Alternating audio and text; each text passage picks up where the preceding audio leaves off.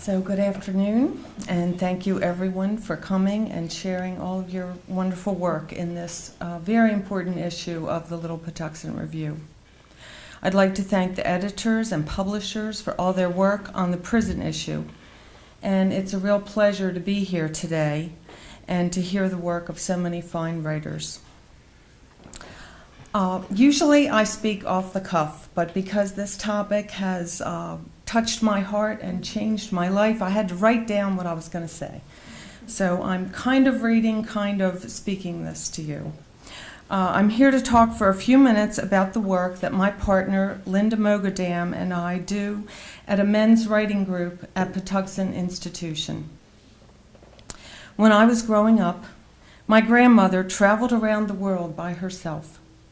And she always said to me, "Anne, get a good job, save your money, and travel."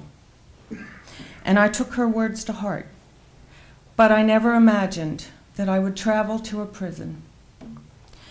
So how did I wind up as a volunteer at Patuxent Institution? Debbie Caven, who's the former editor of Little Patuxent Review's blog, contacted me about a year and a half ago and asked me to interview Linda Mogadam, who's a professor of sociology at the University of Maryland and who's been running a writing group at the men's prison for about 10 years.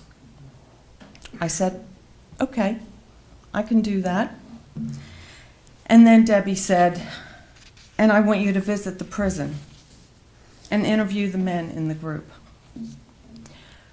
I said, okay, a second time. And I was really afraid. I was afraid to walk into that red brick complex on Route 1 in Jessup. And I was afraid to walk inside the fences, ringed with so many rows of barbed wire.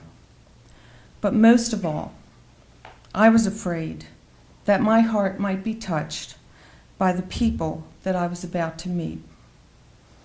This experience has changed my life by challenging my notions about the people that we imprison. And when people ask me, what are the men like? I always say 3 things. I say that the men are kind to each other. I say that the men are unfailingly polite to Linda and to me.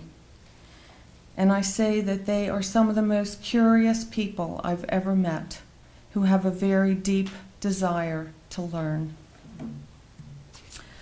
I never ask what they did, because I resonate with the words of Bryan Stevenson, a lawyer, an author, and the founder of the Equal Justice Initiative, who said, "No human being should be defined by the worst mistake they ever made."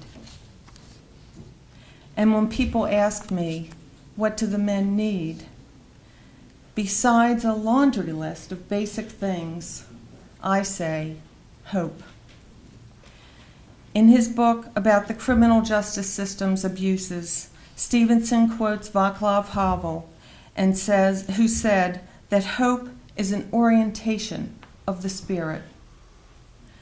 Stevenson expands upon this definition of hope by saying, this kind of hope creates a willingness to position yourself in a place and be a witness, and it allows one to believe in a better future.